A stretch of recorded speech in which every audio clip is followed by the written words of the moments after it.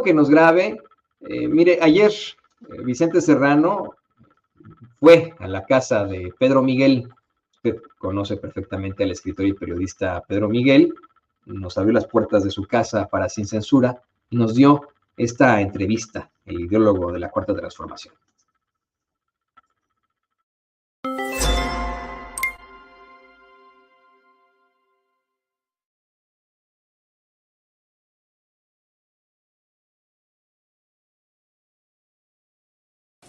Con el querido Pedro Miguel en su casa. Gracias, Pedro, por en tu casa, Vicente. Gracias y bueno, siempre es un placer conversar contigo, Pedro.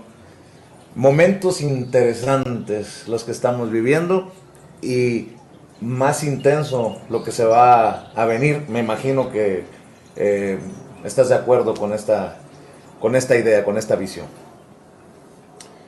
A lo mejor es anticlimático, ¿no? A lo mejor es anticlimático y resulta que todo es mucho más aburrido y que pasa lo que todos pensamos que va a pasar y ya, ¿no? No sé, depende de cómo reaccione la oposición pues a los llamados a la sensatez que se le han estado haciendo desde diversos frentes y sobre todo los que le ha estado haciendo la realidad, ¿no? Es decir, llegan a una elección sin un proyecto de país, con una propuesta basada en el odio y en el plagio. En el odio a lo que se ha hecho en el gobierno de la 4T y en el plagio de lo que se ha hecho en el gobierno de la 4T. Entonces, pues ellos tienen la perilla de la intensidad, querido Vicente. ¿Qué realidad? ¿Qué ves tú? ¿Hay alguna forma de que esté en peligro la victoria de Claudia Sheinbaum el 2 de junio? El tema del plan C. ¿Qué ves, Pedro Miguel? Mira, lo que veo es que hay sectores de este grumo opositor que sí querrían poner en peligro no la victoria de Claudia Sheinbaum, sino la democracia. Es decir, desestabilizar la elección. Creo que hay dos referentes muy claros. Uno es la guerra sucia que han venido haciendo y el otro es la violencia delictiva que no solo la han exagerado en términos mediáticos, sino que de alguna manera han permitido que se incremente. Hablo de Guanajuato concretamente, en donde en una ciudad gobernada por el PAN, en un estado gobernado por el PAN, nos asesinan a una candidata a alcaldesa. Y después en la cabecita de los opositores es culpa de López Obrador. Y nos echan la culpa, ¿no? Le echan la culpa a la 4T por la violencia, ¿no?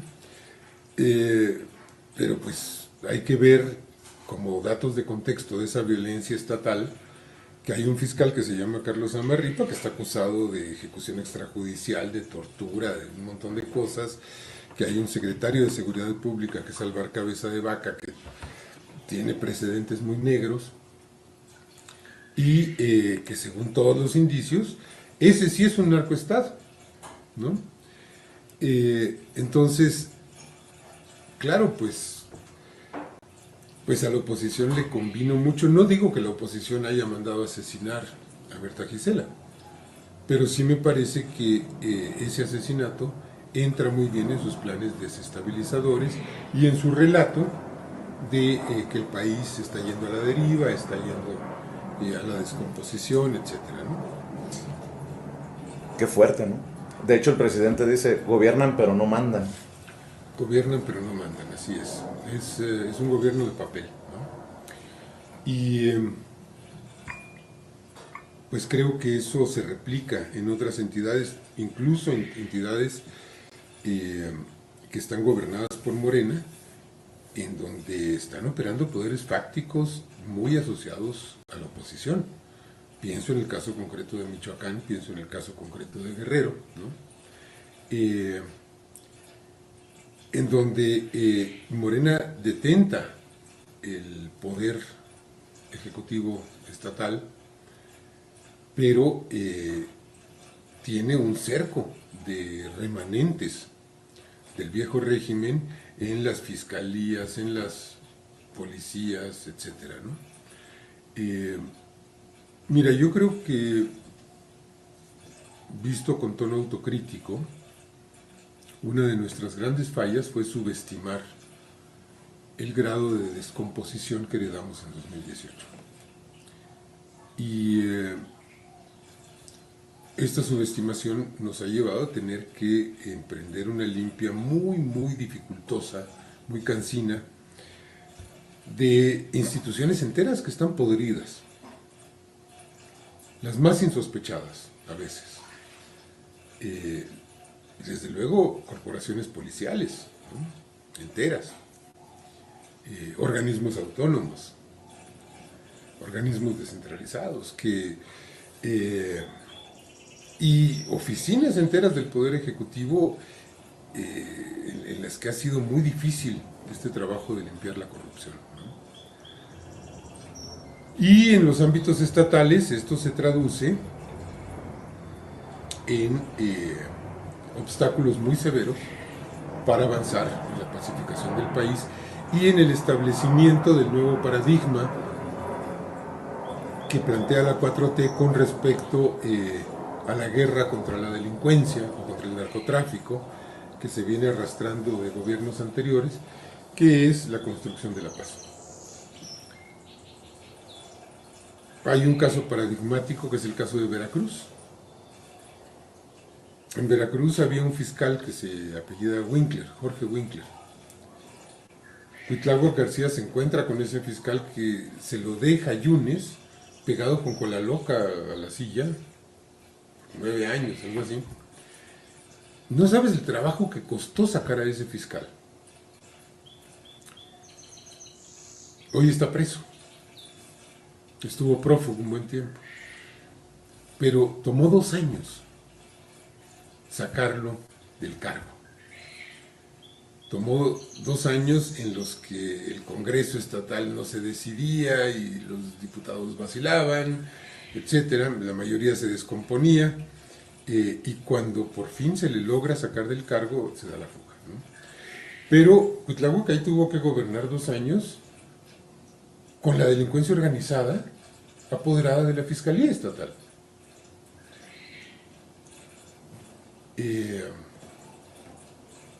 No son solo las fiscalías, no son solo los niveles directivos, ¿no? En muchos niveles la descomposición todavía es un pendiente de barrer. Con esta oposición moralmente derrotada, con esta oposición desesperada, con esta oposición sin brújula, digo yo, también hay que entender que un gran debate se tiene que dar al interior del movimiento. Con estos que muchos llaman chapulines, con estos que en algún momento fueron rivales, adversarios políticos y que ahora están, guste a muchos o no, al interior del movimiento y en este camino rumbo al plan C. ¿Qué hacer, no? Me parece un fascinante, apasionante este debate, porque también de este debate viene lo que sigue en la 4T. O se consolida, se profundiza la 4T, o no.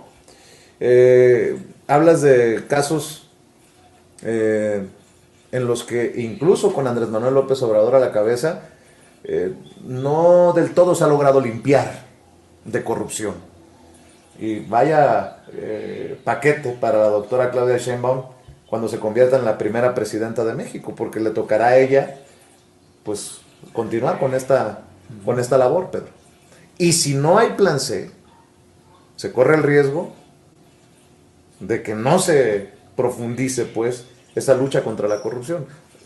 ¿Por ahí voy bien o me regreso? No, yo creo que vas muy bien. Mira, hace unos días Claudia Sheinbaum presentó su propuesta de lucha contra la corrupción, que a mi modo de ver se enmarca plenamente en las lógicas del humanismo mexicano, en las lógicas éticas y políticas de la 4T. Y pues la factibilidad de aterrizar esta estrategia pasa necesariamente por la limpieza de organismos del Estado que están podridos, que están aguzanados. Tenemos un poder judicial que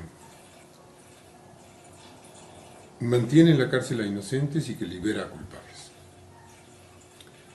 que exonera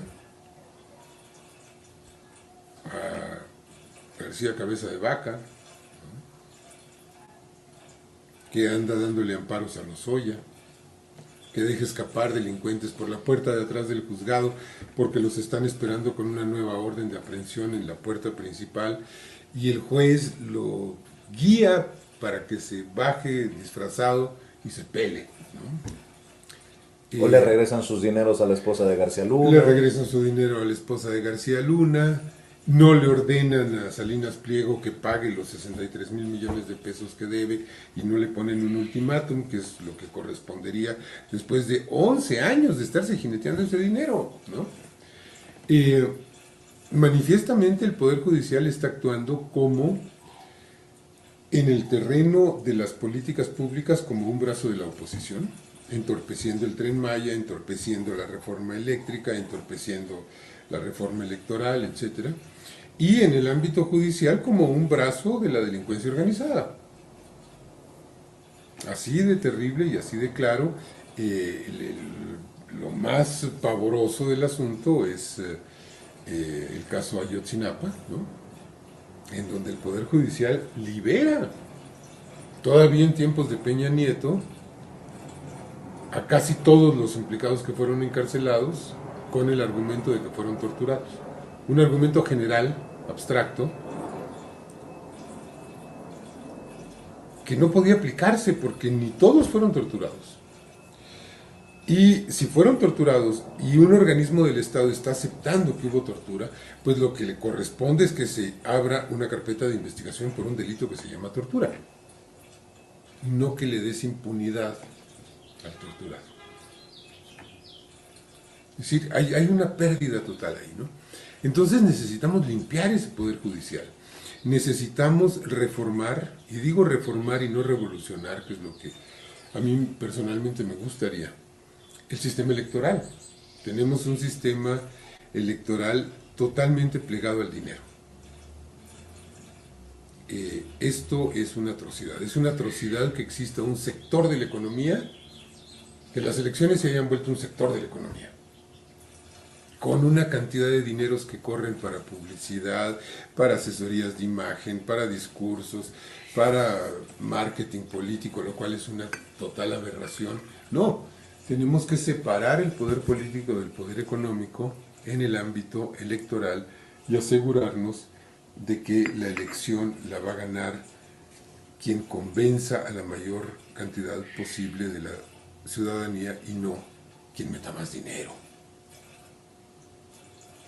Eso todavía se tambalea, ¿no? A pesar de los enormes avances que ha habido en el terreno de la conciencia social, todavía el dinero pesa en las elecciones. Y creo que eso se tiene que erradicar. Bueno, se busca acotar, y se busca además acotar los poderes de organismos electorales que fueron creados para simular que se impedía el fraude mientras se posibilitaba el fraude. Y a los que se le fueron dando atribuciones que hoy en día, cuando no existe una fuerza gobernante fraudulenta, resultan absolutamente exagerados y hasta monstruosos, ¿no? Es decir, ahí tienes, por ejemplo, la discusión de si había que censurar o no el libro del presidente, ¿no? Una locura, ¿no? Una locura. Es decir, dices, a ver, la Iglesia perdió su capacidad de censura desde las revoluciones liberales, ¿no? El Estado la fue perdiendo hasta que la terminó de perder y ya el Estado no puede censurar. ¿Qué poder puede censurar hoy en día? El INE, El tribunal. el tribunal de la Santa Inquisición, ¿no? ¿Qué es esto? Y los medios privados censuran. Hoy en día las fuentes de censura vienen de los capitales que poseen los medios informativos y de las autoridades electorales. Fíjate qué paradoja. A ver, voy entendiendo que tú crees que la oposición es el PRI, el PAN, el PRD, El los INE, medios de comunicación, los el medios de INE, el comunicación, tribunal sí, la COFESE, y el Poder Judicial. el Instituto ese de la Transparencia. Sí, todo eso es la oposición. Sí. ¿La oposición a qué? ¿A López Obrador? ¿A la 4T? ¿A la transformación del país? ¿A qué? ¿A perder los privilegios? ¿A qué son oposición? Básicamente a la lucha contra la corrupción, a la redistribución del presupuesto y a la democracia, es decir, al poder del pueblo.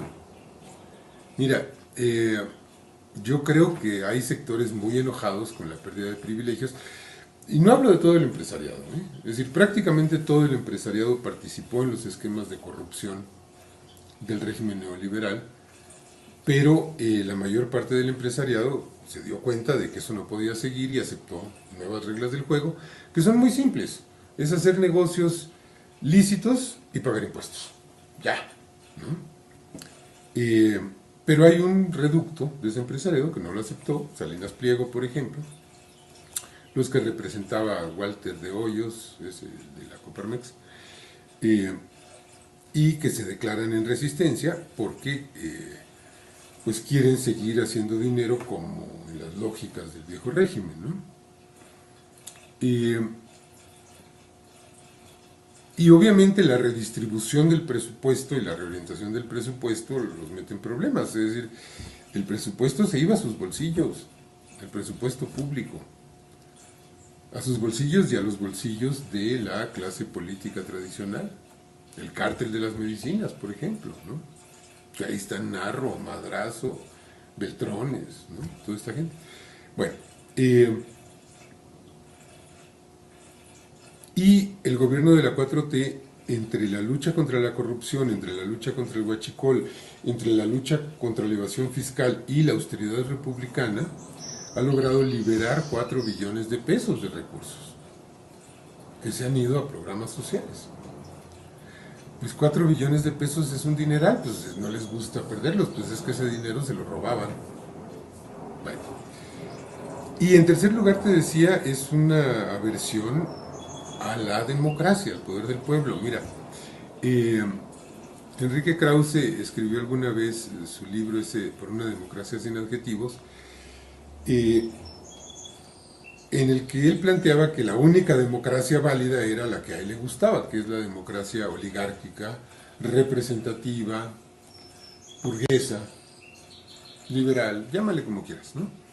Es decir, pues esa democracia que convoca al pueblo cada 4, cada 6, cada 10 años a que escoja un representante y los representantes se hacen bolas.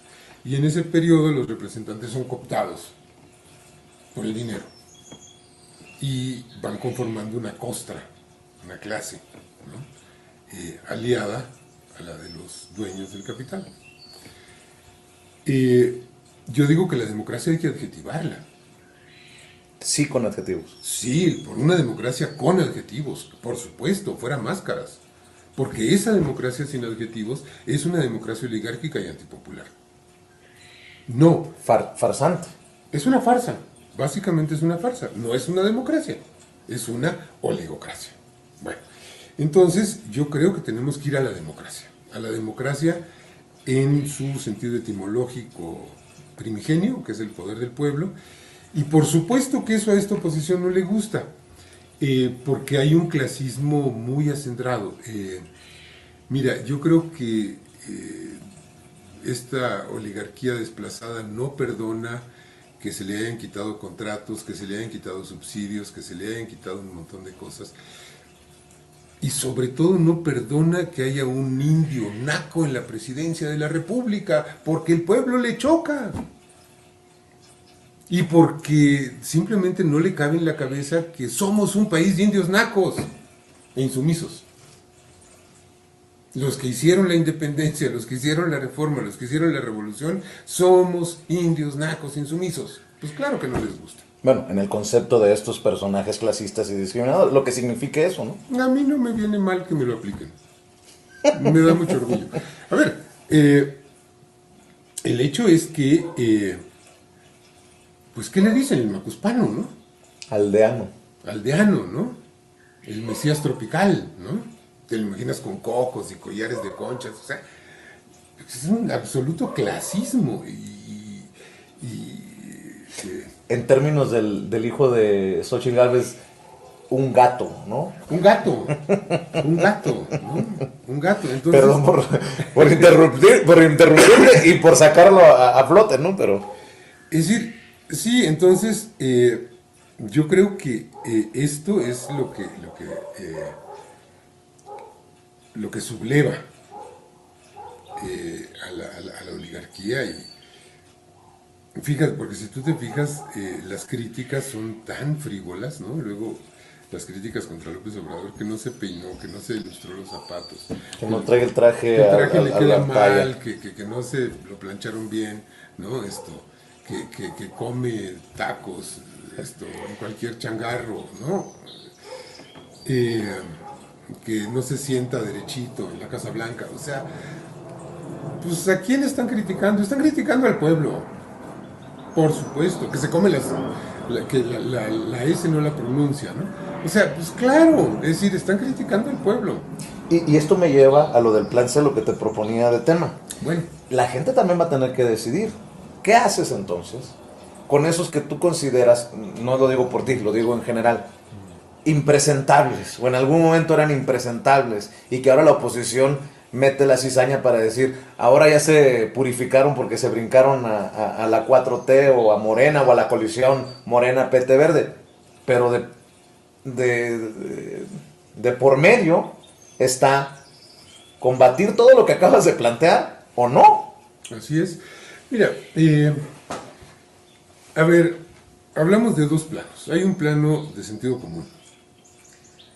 Y el plano del sentido común te indica, uno, que cuando tienes que dar una batalla fundamental, como es la batalla por el plan C, tienes que hacer el mayor acopio posible de fuerzas.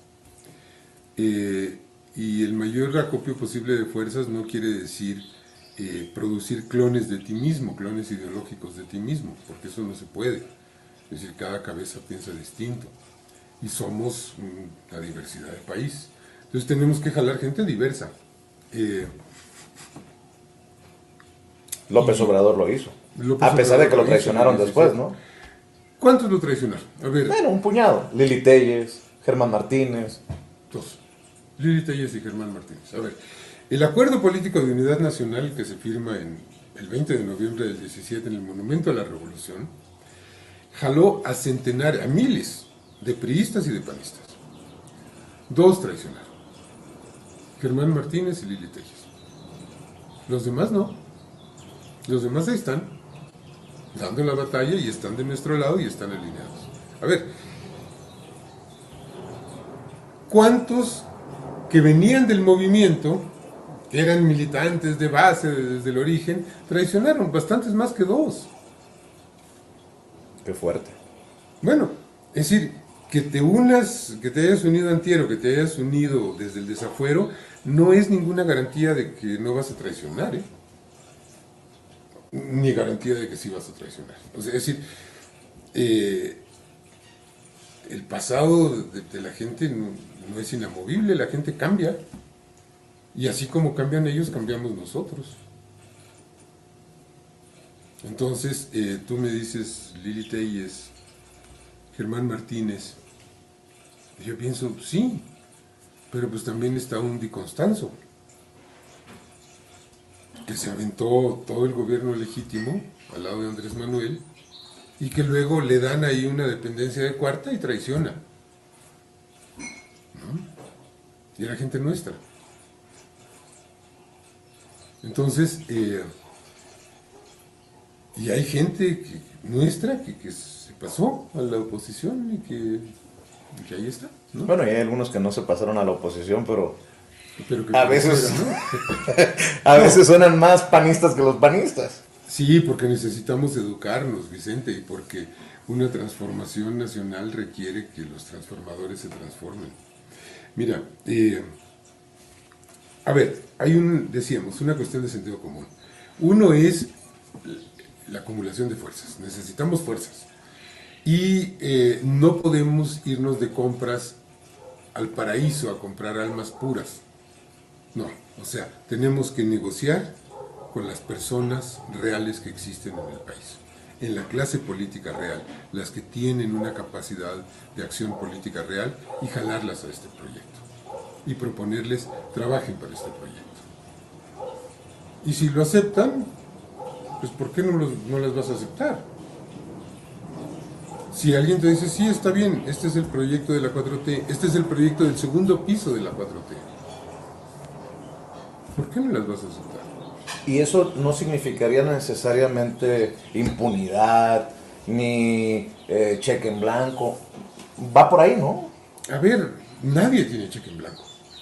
Nadie. Nadie. Es decir, si somos congruentes con el espíritu de la 4T, un funcionario, un gobernante, un representante popular tiene que rendir cuentas. Bueno, el propio presidente ha admitido que el caso El Segalmex presidente. le duele Sí, y que había gente 4T sí, que traicionó. que traicionó. Que traicionó, que se corrompió, por supuesto. Entonces, fíjate, aquí tú dices impunidad y yo te diría, bueno, a ver, ¿dónde está la impunidad de la que podría gozar Juan Ramón de la Fuente, que fue rector de la UNAM, que fue priista, bueno, trabajó para gobiernos priistas y que está con nosotros desde el 18? Pues ninguna impunidad, porque no tiene delitos,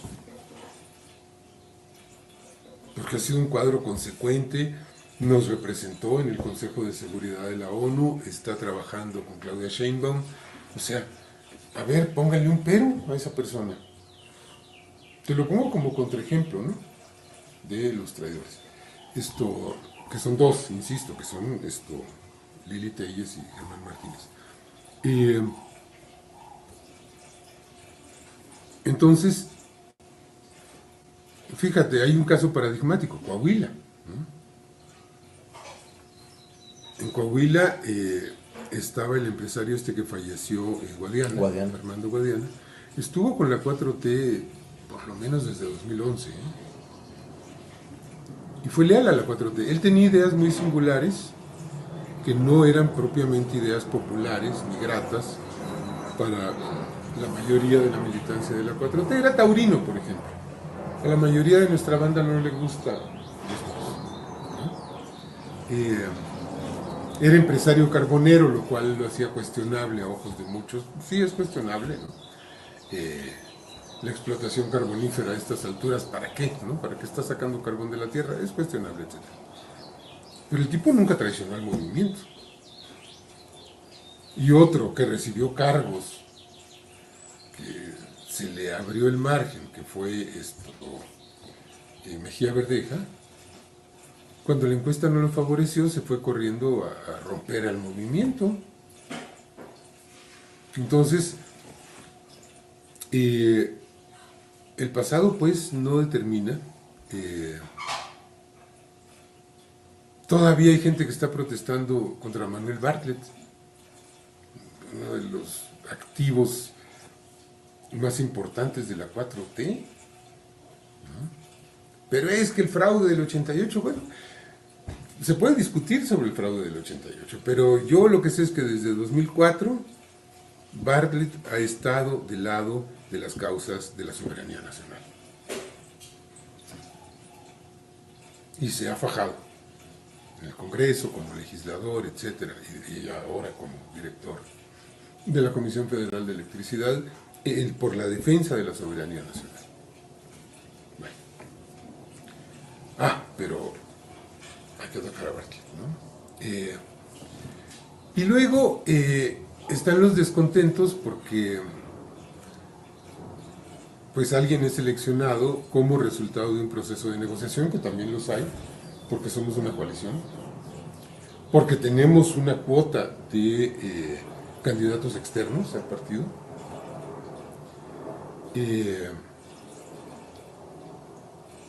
Adicionalmente a la encuesta y a la tómbola, ¿no? ¿Qué pasa con la oposición? La oposición llega a 2018 agotada, sin proyecto de país y además dividida. Los abrumamos con la votación. Se produce una insurrección electoral de la gente para deponer al viejo régimen. Instauramos la 4T, que es una revolución en curso. Y en estos 5 años, la oposición ha perdido el tiempo. Se ha dedicado a lamerse las heridas en lugar de plantearse un proyecto de nación alternativo, o sea, un proyecto de nación de derecha. Puede haberlo, ¿no? ¿Por qué no?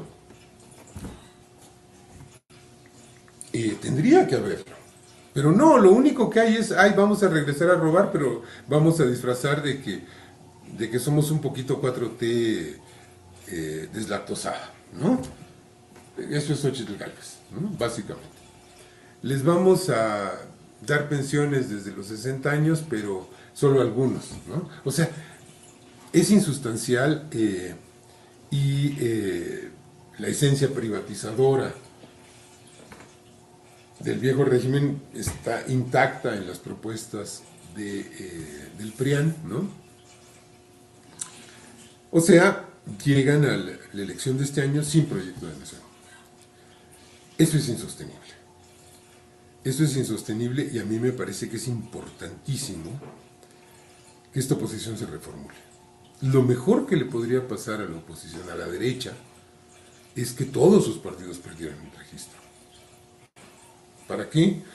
Para que se vea obligada a reorganizarse. Porque sigue aferrada a unos cascarones electorales. A unos cascarones electorales que no representan nada. Tan no representan nada que se aliaron el PAN y el PRI. Solo en la plenitud de la vacuidad se pueden aliar dos cosas que se suponían antagónicas. Bueno, como ya no tienen contenido, pues ya no hay problema, porque ya ni son agua ni son aceite, ya no son nada, ¿no? Bueno, entonces, esta oposición yo creo que tendría que refrendar su derrota del 18, ahondada, acentuada, multiplicada, para que tenga una lección de realidad y empiece a partir de una tabula rasa a construir un proyecto de nación. Creo que sería una lección muy importante de eso, de realismo, porque es increíble que muchos de sus integrantes siguen pensando que la 4T es un accidente histórico, intrascendente, que lo pueden remontar en cualquier momento. Es increíble que sigan pensando que pueden volver a las lógicas de antaño. Esas lógicas están destruidas para siempre.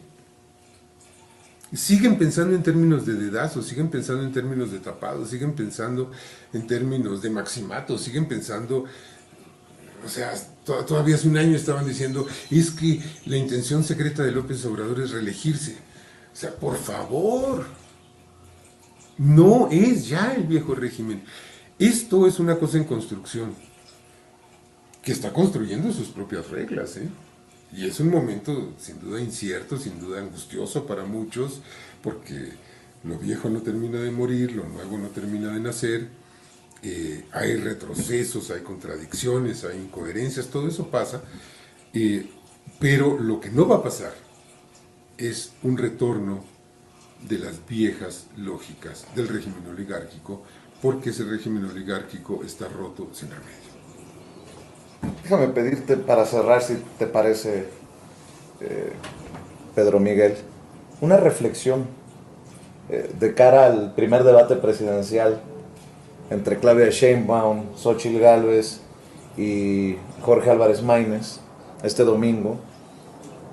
Y tal vez también en el ocaso o en la recta final del gobierno del presidente Andrés Manuel López Obrador con el 73-75% de aprobación. ¿Qué reflexión le dejas a esta gente que nos ven sin censura y que está comprometida con la transformación, que tiene sus ciertas dudas, sus preocupaciones y que a lo mejor también se le complica en medio de tanto ruido ver claro, ¿no? ¿Qué reflexión dejas? Hay que participar, hay que salir a votar, hay que tener confianza en nuestros dirigentes, hay que tener confianza en nuestro movimiento y en su expresión partidista, que es Morena. Morena pues defrauda a quienes buscaban una posición y no la alcanzaron, pero no es Morena la que defrauda, es la vida, porque cuando hay un puesto y 6 aspirantes, pues 5 se van a quedar frustrados porque solo el puesto es para uno, ¿no? Entonces, yo creo que hay que tener mucha honestidad para reconocer que esas frustraciones no se le deben achacar a la dirigencia, no se le deben achacar al partido, simplemente hay que asumir que la gente no nos prefirió y no pasa nada, no pasa nada. Yo digo que uno es útil en cualquier función. Si a mí me mandan a entregar documentos de una oficina a otra, voy y lo hago de mil amores y con todo gusto. Si esa es mi tarea para servir al movimiento, así lo voy a hacer. Si me piden que barra la cuadra, voy a barrer la cuadra. Si me piden que redacte un documento, voy a redactar un documento. ¿Es más importante una cosa que la otra? ¡No! ¿Es más importante un secretario de Estado que un militante que anda fatigando calles, brigadeando? ¡No! Tienen la misma importancia. Pensemos en términos igualitarios. Si pensamos en términos igualitarios, se nos van a quitar muchas cosas que son aspiracionistas, ¿no? Fama, privilegios, hasta dinero, ¿no? Hagamos la tarea que nos toca de buen humor, contentos, sin perder el sentido crítico, desde luego, pero entendiendo que la crítica es plenamente legítima, necesaria, indispensable. Para eso también necesitamos una oposición sólida, porque es un peligro perdernos en la autocomplacencia con una oposición tan deficiente, tan chafa, tan ineficaz, ¿no? Pero, decía, la crítica es necesaria como parte de un proceso de toma de decisiones, pero una vez que la decisión está tomada y hay que apoyar. ¿No nos gustó? Ni modo. ¿Nos gustó? Qué bueno. Pero estamos en un proyecto que es mucho más amplio que nuestras filias, que nuestras fobias y que nuestras ambiciones. Viene el debate, yo creo que vamos a ver a una aspirante presidencial con mucha solidez, con mucha serenidad, con mucho sentido ya de nación y de Estado, frente a una figura fabricada por los medios, por los bots, por la propaganda, sin ninguna solidez, sin ninguna consistencia, que anda de ocurrencia en ocurrencia, de chiste en chiste, dando bandazos, proponiendo disparates, y me parece que vamos a salir avante. Uy, le aplicaste un Chertorivsky a Jorge Álvarez Maínez, ni lo mencionaste. Irrelevante. Mira, pensando con buena voluntad, quizá Movimiento Ciudadano esté llamado a convertirse en una fuerza opositora real, ¿no? Ante la insustancialidad y la dilución del PRIAN-RD. Pero desde luego, pues Álvarez Maínez es un tipo al que pusieron porque no había otro, es decir, no tiene nada que hacer ahí. Bueno, sí, tiene que hacer, pues ganar conocimiento, ¿no? Ganar que la gente lo conozca, eh, vitrinearse, o como dicen esto, balconear, sí, ¿no? Exhibirse, esto, con algunas cosas tal vez ingeniosas o tal vez sigan en su línea tonta del fosfo, no sé qué vayan a hacer, pero de cualquier manera me parece que es una persona irrelevante en esta elección. Y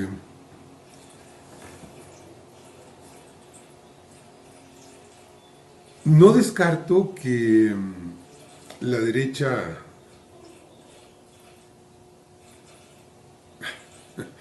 iba a decir la derecha fuerte, pero pues es la derecha menos débil, o sea, la del PRIAN, porque la MC también es una formulación de derecha, pretenda dar una sorpresa con una fabricación, con algún montaje tipo Loret de Mola, y que Xochitl lleve ahí en su carpeta algún invento escandaloso contra Claudia Sheinbaum, porque es un personaje al que le gusta dar golpes bajos y efectistas. Hay que estar prevenidos ante eso y no creer cualquier cosa que vaya a decir ahí Xochitl Gálvez, porque ella es capaz de decir, no sé, mano, o sea, que estamos Cualquier aquí cosa. sentados festejando que acabamos de asesinar a un niño y que luego nos lo comimos en el desayuno, o sea, no tiene ningún escrúpulo para decir cualquier tontera, ¿no? Ve cómo hizo esa campaña tan ignominiosa, tan miserable contra uno de los hijos del presidente, sin ningún fundamento, sin ninguna justificación, sin nada, solo para joder al presidente, ¿no? Don Tomás. Este es Tomás, les presentamos a Santo Tomás, que tuvo ahí algo que decir.